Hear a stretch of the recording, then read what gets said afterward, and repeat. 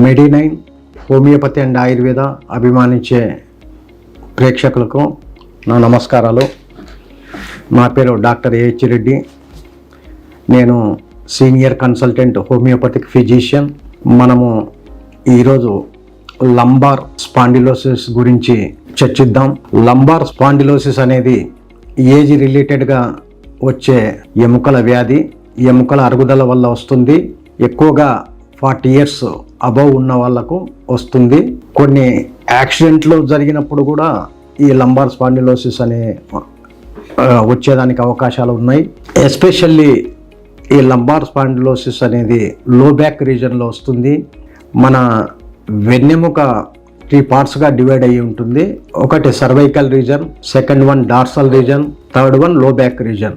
Cervical రీజన్లో వచ్చే spondylosis cervical spondylosis అంటారు. ఇందులో మెడ భాగానికి వస్తుంది ఈ సర్వైకల్ స్పాండిలోసిస్ అనేది. నెక్ రీజన్లో విపరీతమైన పెయిన్ ఉంటుంది. మనము మెడ అటు ఇటు తిప్పడానికి చాలా ఇబ్బందిగా ఉంటుంది. ఈ నొప్పి అనేది కూడా ఈ సర్వైకల్ రీజన్ నుంచి హెడ్ వరకు కూడా వ్యాపిస్తుంది. హెడ్ రీజన్లో కూడా పెయిన్ వచ్చేదానికి అవకాశాలు ఉంటాయి. ఈ neck pain may be extend to any one of the arm.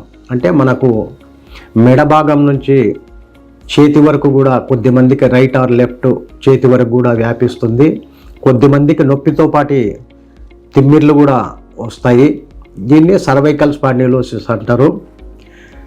స్పెషల్గా ఏంటంటే దీని నివారణ ఒక్కటే, హోమియోపతి మందులు వాడుకుంటూ మనము కొన్ని ఎక్సర్సైజులు చేసుకుంటే తొందరగా ఉపశమనం లభిస్తుంది. నెక్స్ట్ లో బ్యాక్ రీజన్లో వచ్చే పెయిన్నే లంబార్ స్పాండిలోసిస్ అంటారు. ఈ లంబార్ స్పాండిలోసిస్ ఎక్కువగా 40 years ఏజ్ దాటిన వారిలో వస్తుంది. దీన్నే డిస్క్ బల్జ్ అని కూడా అంటారు.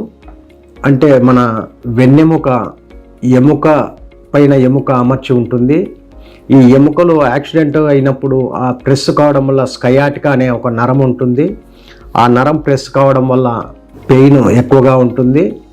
ఈ స్కయాటికా అనేది లో బ్యాక్ రీజన్ నుంచి ఎనీ వన్ సైడ్, అంటే రైట్ లెగ్ కానీ లెఫ్ట్ లెగ్ కానీ అప్ టు ఫుట్ వరకు పెయిన్ వస్తుంది. దీంతోపాటు కొద్దిమందికి తిమ్మిర్లు ఉంటాయి. స్కయాటికా ఉన్నవారు కానీ లంబార్ స్పాండిలోసిస్ ఉన్నవారు కానీ ఎక్కువసేపు కూర్చోకూడదు, ఎక్కువసేపు నిలబడొద్దు.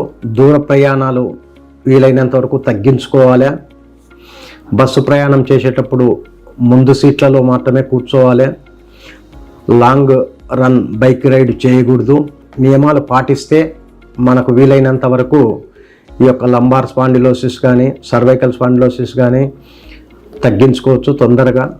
హోమియోపతిలో చాలా మంచి మందులు ఉన్నాయి. ఫర్ ఎగ్జాంపుల్ హోమియోపతి మందులతో పాటు మన దగ్గర ఆయుర్వేద థెరపీస్, ఈ థెరపీతో పాటు హోమియోపతి మందులు వాడుకుంటే అత్యంత త్వరగా పేషెంట్ కోలుకునే అవకాశాలు చాలా ఎక్కువ శాతం ఉన్నాయి. సో ఇలాంటి కేసులు ఏమన్నా సర్వైకల్ స్పాండిలోసిస్ కానీ లంబార్ స్పాండిలోసిస్ కానీ ఉంటే ఎవరైనా మా మెడినైన్ హాస్పిటల్స్ సంప్రదించవచ్చు. ఇక్కడ మీకు చాలా తొందరగా కోలుకునే అవకాశాలు చాలా ఎక్కువగా ఉన్నాయి.